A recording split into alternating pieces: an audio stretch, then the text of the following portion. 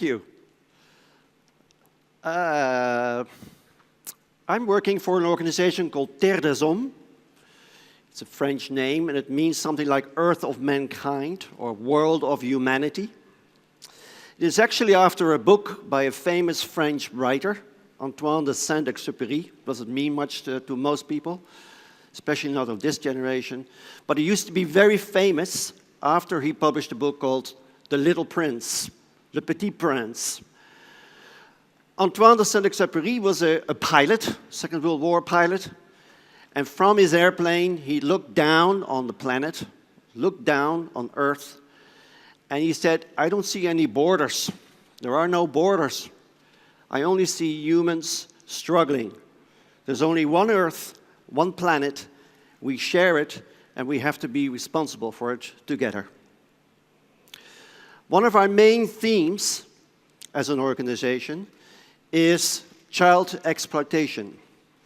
Child exploitation, think of child prostitution, child trafficking, child labor, child soldiers, horrible things that happen to millions of children around this world until this very day. And it's not getting any better, it's only getting worse. We worked in a country such as the Philippines for about 10, 15 years on issues such as child sexual exploitation. And about 4 or 5 years ago, we noticed a change, a shift. Young prostitutes, 13, 14-year-old, they were not longer working in, say, the restaurants or the hotels, the discotheques, or the restaurants in places such as Manila, places such as Cebu. But they shifted their work. They moved out from the public eye. And we thought things are going well in the sense that a lot of things have changed for the better in the Philippines. Like, laws have been adopted and adapted. It's now like a priority for law enforcement to deal with the problem. Hotel owners can lose their license when minors are being detected on their premises, etc. We thought we were winning. Man, were we wrong. We skipped this one, and I'll go straight to the business. We saw a new phenomenon on the rise. In some countries, it's called as live streaming. We call it webcam child sex tourism. And in the Philippines, they call it cyber sex. Now, what is it? It basically means that men, mainly men, in richer parts of the world, pay children in underdeveloped parts of the world to perform sex shows on the webcam. It's turning into a business. It's turning into an epidemic. It is getting bigger and wider spread as we speak. We started to investigate this phenomenon about 4 or 5 years ago, and we noticed that there were different categories. Internet cafes. I'll show you later a few examples. Don't think of your own image of an internet cafe, but what they look like in the Philippines is totally different. In the internet cafes, and there's about like one on every street corner, also in the slums of Manila and Cebu, young 12, 13, 14-year-olds are working. They throw a bit of money in the machines and have access to the internet. And they use that to establish contact with men in Australia, in the US, in Europe, to negotiate a price. And sometimes it's like $5, $6, 12 at the most. The money is being transferred by Western Union. Somebody picks up the money, because on the other street corner there's an office of Western Union, and the sex show can appear. 2 girls stand in front of the door opening of the internet cafe, and the other girl performs a sex show. That was one category. We knew a lot of girls, because we were working with young prostitutes, who were actually involved in this new business, but for very, very little money. But we saw something else, which was even worse, and very hard to get access to. We saw like younger children, 4, 5, 6-year-olds, forced by their parents to perform this kind of sex shows in front of a webcam. It became like a home industry, or we call it a cottage industry. Entire families were involved in this business. And sometimes even entire neighborhoods were involved in this business. Because one of the clients would say, okay, an 8-year-old girl, that's all very well, but I prefer a 5-year-old boy. So if they knock on the neighbor's door, they would have a 5-year-old boy, and the 5-year-old boy would be involved in the sex show. Now, we're talking also about much more extreme examples. I won't go into details, because I don't know how many people are watching, but very extreme. And people were willing and are willing to pay like hundreds of dollars for this kind of sex shows that involves rape, bestiality, and those kind of extreme forms. Very young children, and very difficult to get access to because it's hiding behind closed doors. And we noticed a third category, the so-called cybersex dens. Mostly small internet companies, administrative companies, most of the time set up by foreigners, and through middlemen, middle women in the Philippines, they organized girls, 14, 15, 16-year-olds. They were promised like, nice jobs, administrative jobs, but in fact, they were locked up in rooms and forced to perform this kind of sex shows. This was big business. They had websites, they advertised, and if you go on the internet and you can Google girls from the Philippines, you see lots of examples. It's a real epidemic. Now, here are some examples of these internet cafes in the Philippines. They're open 24/7, day and night. This picture was taken at 2 o'clock in the morning. And there's no supervision, there's nothing. So it's ongoing business for all day long. Some of these children, when I walked around in April of this year, were actually looking at pornographic movies at 2 o'clock in the morning. Now, because we were wondering about what are the effects on children of this kind of activities. And we noticed that basically it's the same as children who are sexually abused. Sexualized behavior, you talk to a 4-year-old, but they speak a language that doesn't fit the age. They have a very self-destructive behavior. Loads of them are on, drinking alcohol or substance abuse. They have very low feelings of self-worth, education, don't mention it. They are marred and damaged for life. But there are two additional factors that make this phenomenon even worse than sexual abuse. One is that they live in constant fear that at some stage in the future, they will be confronted with their own pictures, their own images that they rather forget about. This is constant fear that is an additional problem. Second problem, well, these younger kids were forced by their parents. Most cases that we know of, the parents are behind bars, are locked up, and the kids are in shelter. How do you deal with restructuring that bond, that trust between parents and children? Now, we were dealing with victims of this phenomenon. We are dealing with victims every single day. Like 2 days ago, there was a raid in the Philippines. 9 children were released, and they're now in our care in Manila.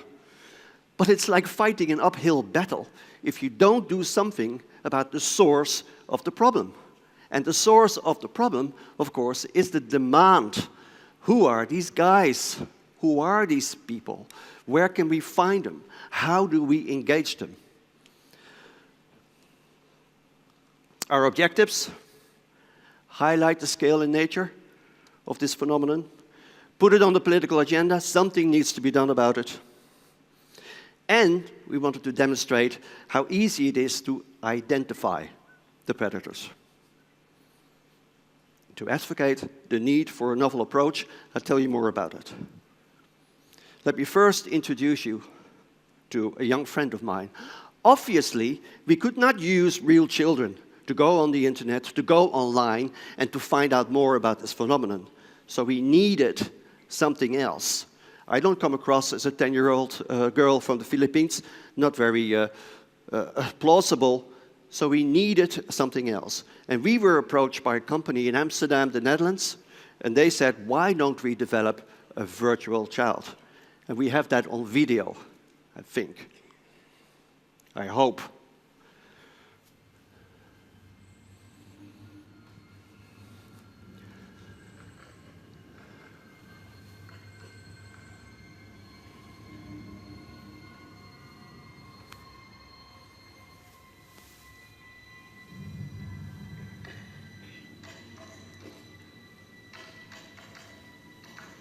My name is Sweetie. I'm 10 years old. I live in the Philippines. Every day, I have to sit in front of the webcam and talk to men, just like tens or thousands of other kids. The men ask me to take off my clothes. They undress, they play with themselves. They want me to play with myself. As soon as I go online, they come to me. 10, 100, every hour. So many. But what they don't know, I'm not real. I'm a computer model, made piece by piece to track down these men who do this. Thank you.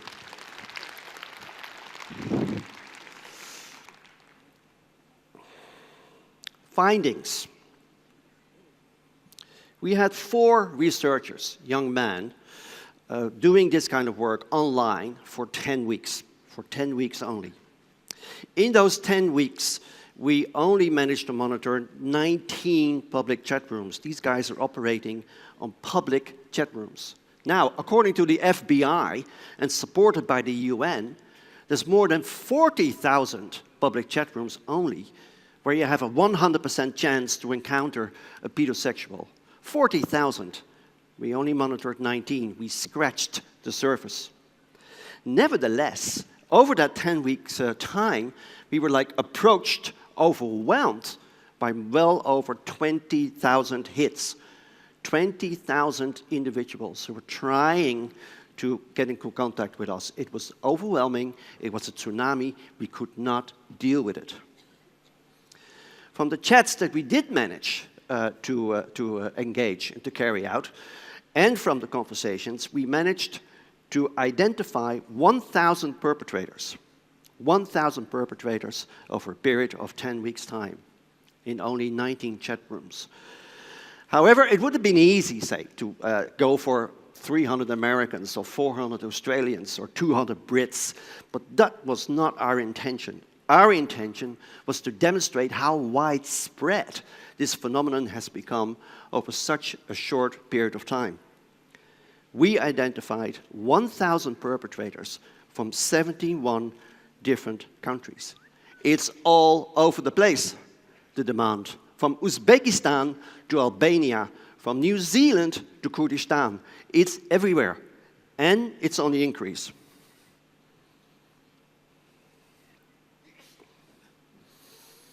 Results.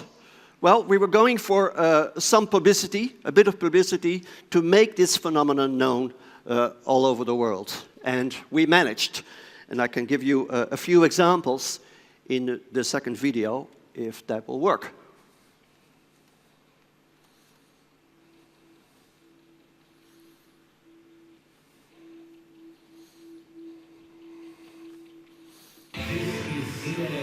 What kind of sex tourism? Er is al met 1000 mannen van over de hele wereld betrapt. The names of 46 Australians have been handed to international police. Investigators tracked down their addresses. Television heeft een nieuw wapen in strijd gegooid. Because there's something about her that they failed to guess. She is the weapon against online sex tourism. Een virtueel huisje, een lokkerrommel. Para ver a menores en situaciones sexuales. I'm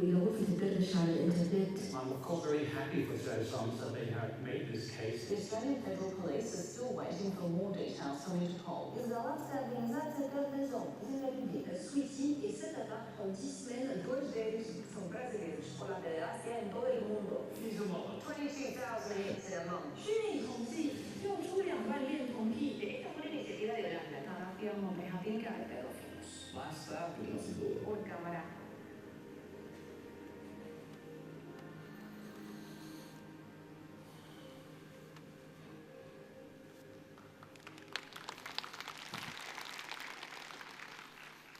Thank you, thank you. So we have no complaints about worldwide attention for these particular issues. That's the main result of this first phase of our project. Legislative changes. Because of all the media attention, there's a lot of pressure on policymakers to deal with this problem and to find ways to resolve it in legislative sort of means. Interest from law enforcement. We've been approached by law enforcement from all over the world. In the beginning, they were not amused, to put it mildly, because they thought we were doing their job. And I said, well, you know, we don't want to do your job. You should do your job better to deal with this phenomenon. Anyway, we have a lot of interest and relationships are much better. Arrests and convictions, to our own surprise, that did happen. There's been arrests and convictions in Australia, in Belgium, in Denmark, in Poland, in the Netherlands, and the United Kingdom. But we won't stop here. We have to go on to deal with this new phenomenon. So right now, we're in the middle of the process to deal with this phenomenon, and we call it Sweetie 2.0. What is this? Well, it's all very well to talk about the proactive approach, but what exactly is it, and how do you do it? Well, as a campaigner from a children's rights perspective, of course you can imagine that it is our idea that it is a much better strategy to intervene before crimes are taking place against children, before these kind of crimes are committed. Intervene before. The police is very used to a different methodology, being reactive. Crime is being done, we'll try and find the perpetrator, the guy who did it. But we want to see that changed.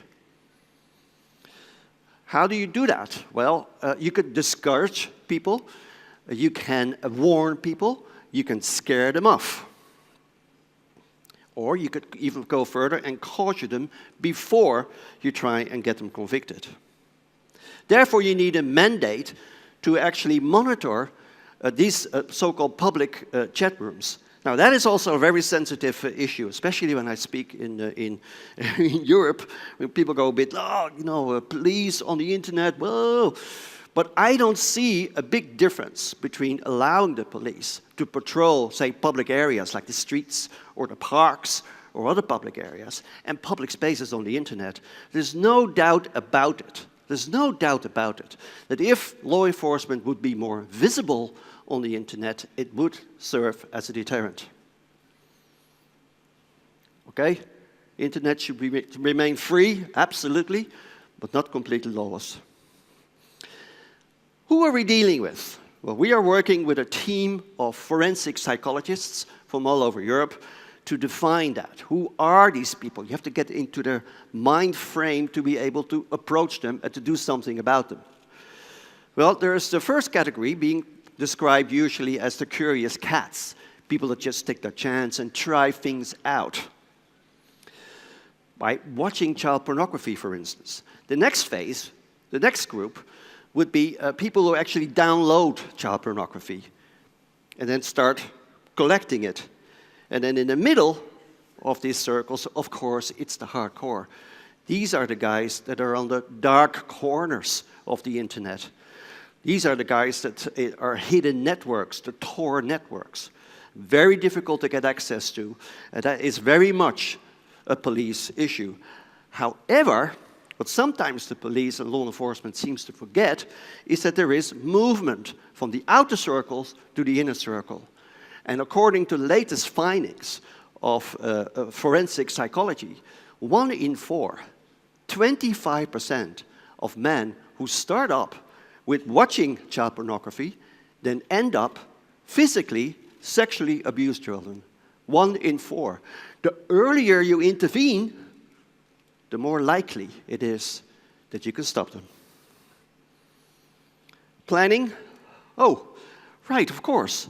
We only monitored 19 public chat rooms. That's way too small. That's pathetic. We want to go bigger. We need to upscale our operation. Now, if you talk to law enforcement, they would say, oh, we don't have the manpower, we don't have the resources.